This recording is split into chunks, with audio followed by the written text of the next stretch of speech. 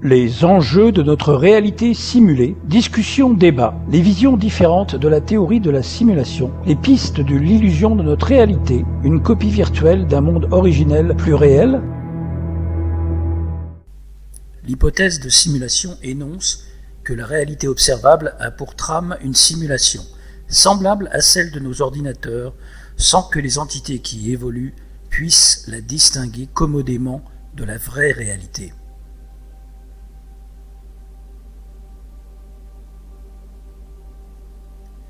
Vivons-nous dans une simulation informatique? Voilà une question qui a inspiré bon nombre d'œuvres de science-fiction. Mais pourrions-nous calculer nos chances d'être les créations virtuelles d'une intelligence supérieure?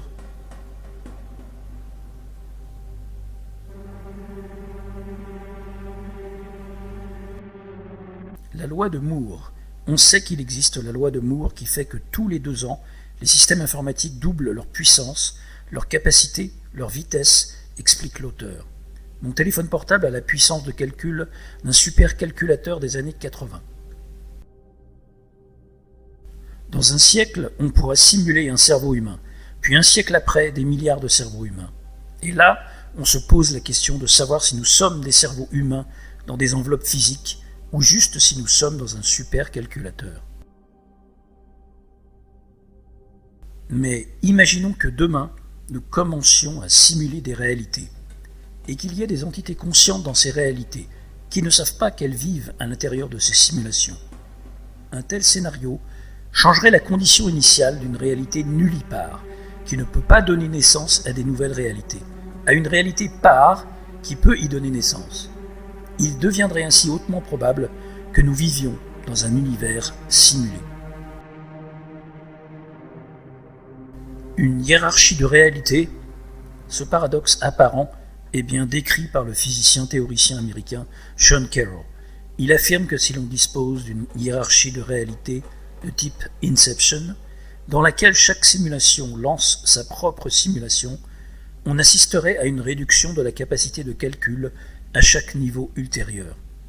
Ce qui signifie que chaque univers simulé sera plus simple que l'univers dans lequel il a été créé. Bien qu'il serait toujours possible de produire des simulations, et même des simulations impressionnantes, leurs niveaux les plus bas n'auraient pas la complexité nécessaire pour accueillir des entités véritablement conscientes. Il est néanmoins possible, selon Carroll, que nous vivions dans l'un de ces niveaux inférieurs de réalité.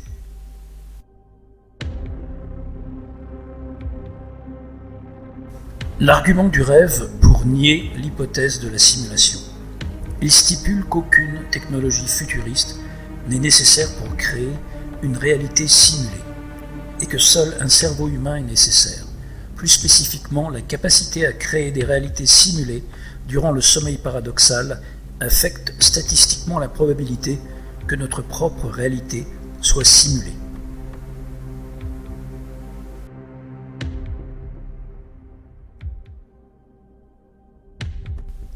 Cet argument est évoqué par Jean Cocteau dans son Orphée. Certains disent que nous sommes juste son rêve, son mauvais rêve. La vie est un songe de Calderón de la Barca tourne également autour de cette idée. Rappelons que la théorie de la simulation est désormais également défendue par des scientifiques comme le prix Nobel de physique, George Smoot, Michael Talbot, Nick Bostrom, Elon Musk, le pape collabo de l'IA et bien d'autres. Vivons-nous dans une simulation? Selon une étude, il y a 50% de chances que ce soit le cas. Un astronome de l'Université de Columbia a estimé que les chances que nous vivions dans une simulation informatique étaient de quasiment 50%. Cela pourrait être l'œuvre d'une civilisation très avancée. Les humains vivent dans une simulation informatique, selon George Smoot, prix Nobel de physique. L'astrophysicien et cosmologiste George Smoot a présenté des arguments convaincants sur pourquoi il croit que nous vivons déjà dans une simulation. Il dit que le progrès dans les jeux vidéo est un bon exemple que les humains sont déjà capables de produire des réalités virtuelles. Il a dit: est-ce que l'homme peut produire des simulations réalistes? La réponse est oui. Il est clair que nous faisons des progrès dans les simulations. Regardez Pong et regardez le genre de jeux vidéo que nous avons maintenant. Dr Smoot raconte ce qu'un expert de Google lui a dit: nous allons télécharger entièrement nos esprits dans des ordinateurs d'ici 2045. Merci au progrès de l'IRM, nous sommes maintenant en mesure de cartographier les neurones individuels dans le cerveau. Cette technique sera utilisée pour transférer l'esprit dans un ordinateur. Cependant, il dit que l'esprit commencerait à s'ennuyer s'il est juste installé à l'intérieur d'un ordinateur. C'est la raison pour laquelle une réalité virtuelle sera créée.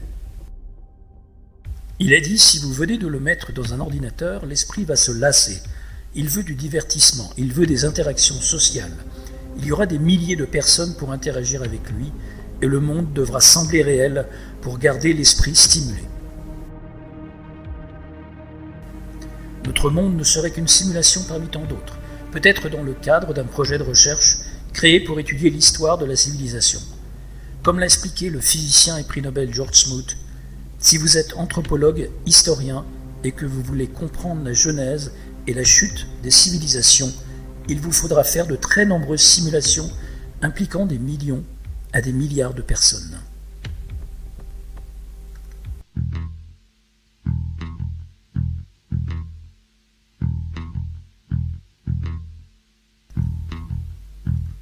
Martin Vrigeland est un chercheur hollandais, également musicien, qui a commencé à écrire en 2012.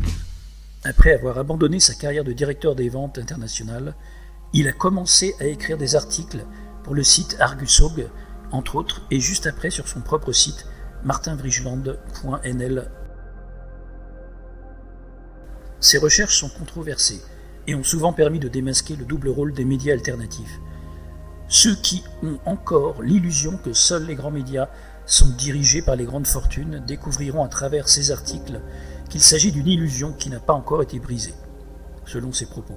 Il a maintenant des milliers d'articles et 3 livres à son actif. Il a plus de 32 000 suiveurs sur les médias sociaux, des milliers de personnes qui reçoivent sa newsletter, et le nombre de visiteurs sur son site web dépasse souvent facilement les 20 000 par jour.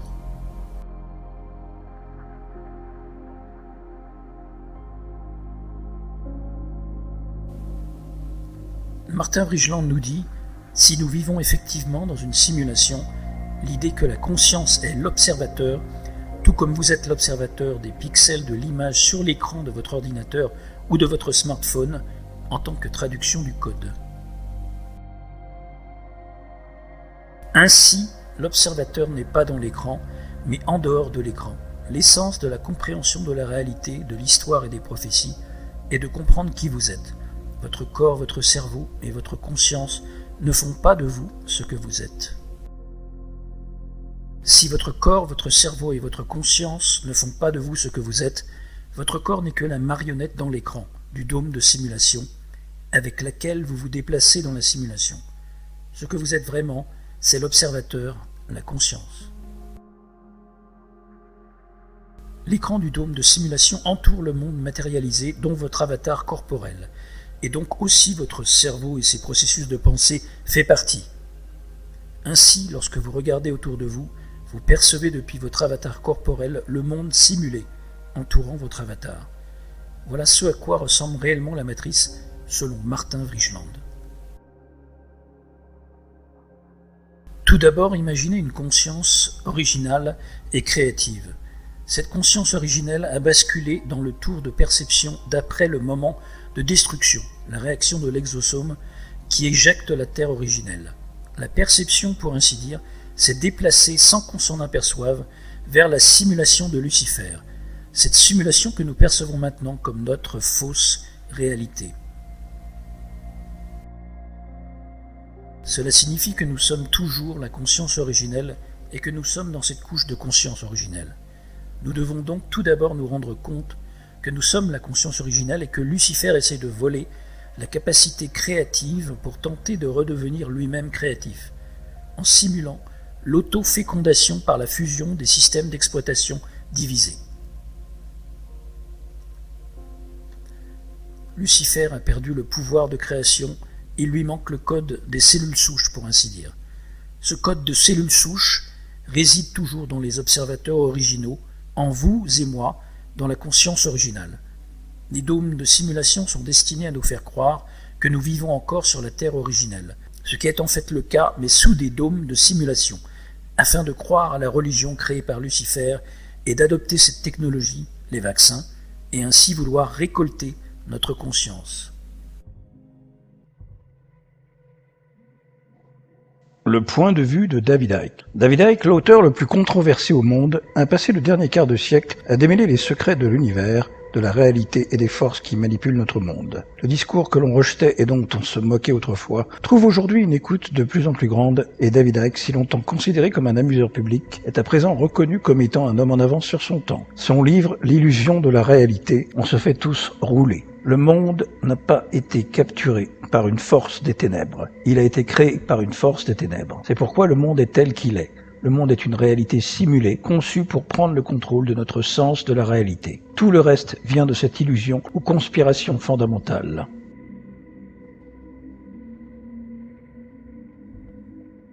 It was a pursuit of where this came from.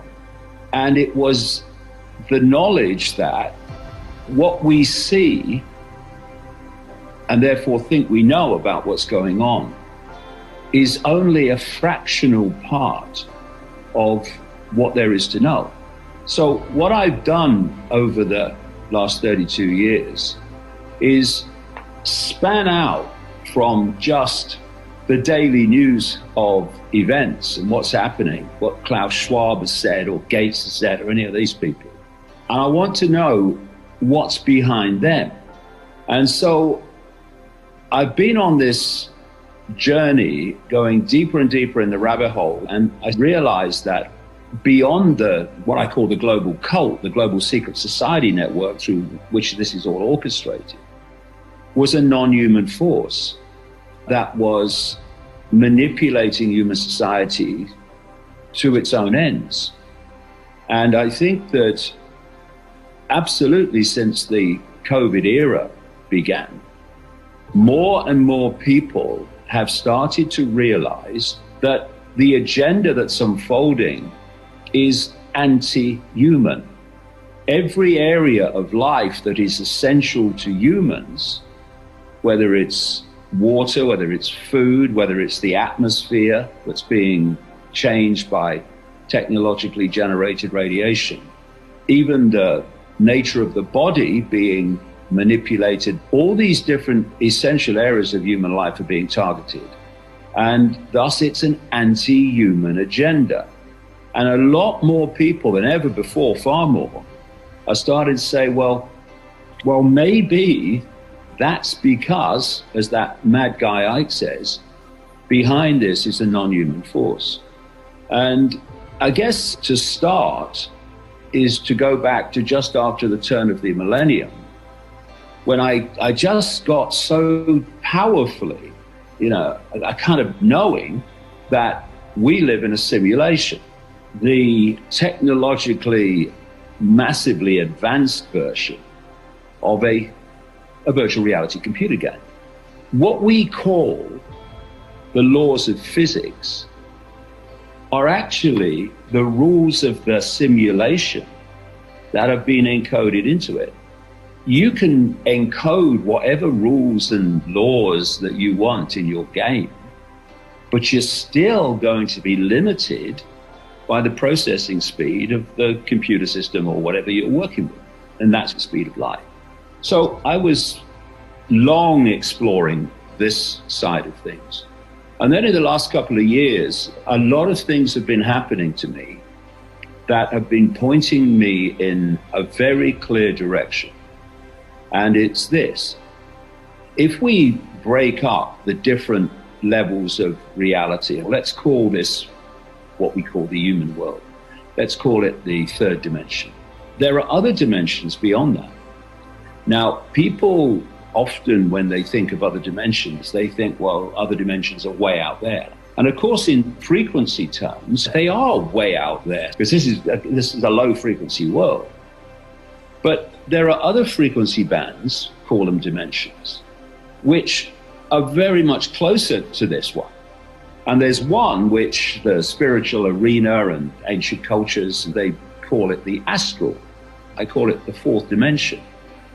And then there's beyond that, the fifth dimension, and that is beyond the simulation.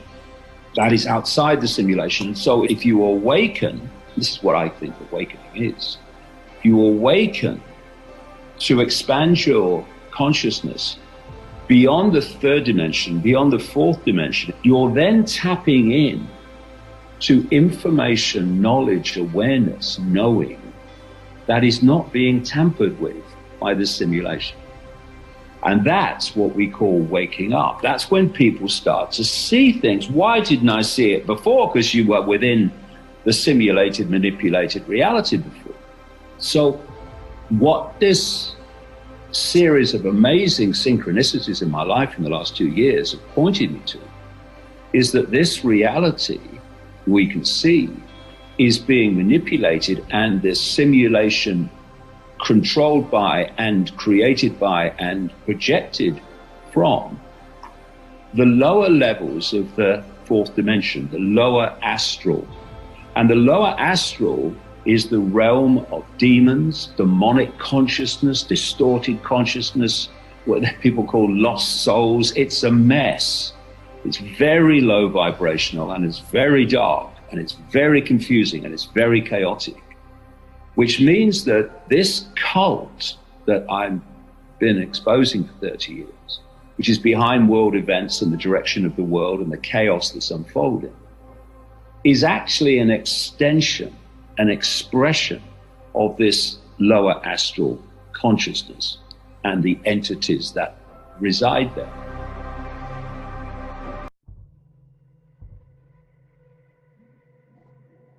Les enjeux de notre réalité simulée. Les visions différentes sur les mécanismes de la copie et de l'original. L'illusion de notre réalité. Comment nous est-elle présentée? Comment l'appréhender et la gérer? La théorie, les preuves d'une simulation de notre réalité sont-ils juste un sujet de mode ou une révélation des temps apocalyptiques de cette fin de cycle? Des comparaisons entre la description de notre simulation de Martin Vrigeland et de David Icke sont intéressantes. Les archétypes, les entités qui semblent diriger ce jeu ou et nous squatter, sont-ils virtuels ou bien réels? Est-il difficile pour les poissons rouges de parler de leur bocal? La plupart réfléchissent-ils ou pas du tout aux conditions du jeu Truman Show, Westworld, dans lequel nous évoluons et produisons de l'énergie émotionnelle, louche, psychique, physique, etc. Pour quelle force involutive œuvrons-nous à suivre un scénario, un destin, un chemin de vie bien précis et scripté d'avance dans cette simulation? L'explication de notre réalité via une simulation de l'IA devient de plus en plus mainstream. L'IA s'adapte-t-elle à nous? Les dômes, les tunnels, les croyances systémiques abordées par Martin Vrigeland, David Icke et d'autres sont à la mode.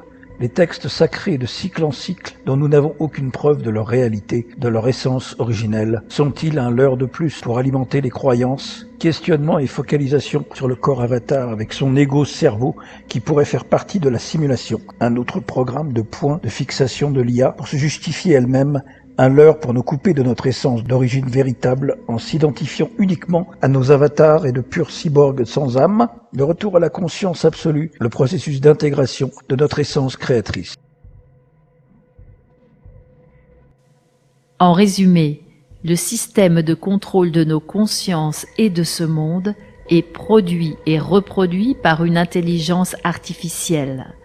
Notre monde semble avoir une essence mécanique, les marées, les solstices, le temps, les heures, le jour sans fin, la nuit, les saisons, la répétition des événements et des gestes quotidiens, les cycles historiques, les calculs mathématiques et géométriques, le nombre d'or, etc.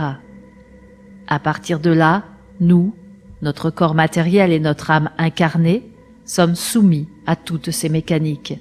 Des mécaniques et rien d'autre. Si l'on commence à filtrer la réalité sous cet angle, tout nous apparaît comme totalement ridicule, insensé, la programmation prédictive incluse, puisqu'elle annonce et confirme rétroactivement le plan imposé par les programmateurs de l'IA. Cette dimension inadaptée, aux énergies détournées et aux intentions inversées, semble être une copie d'un autre monde, non algorithmique.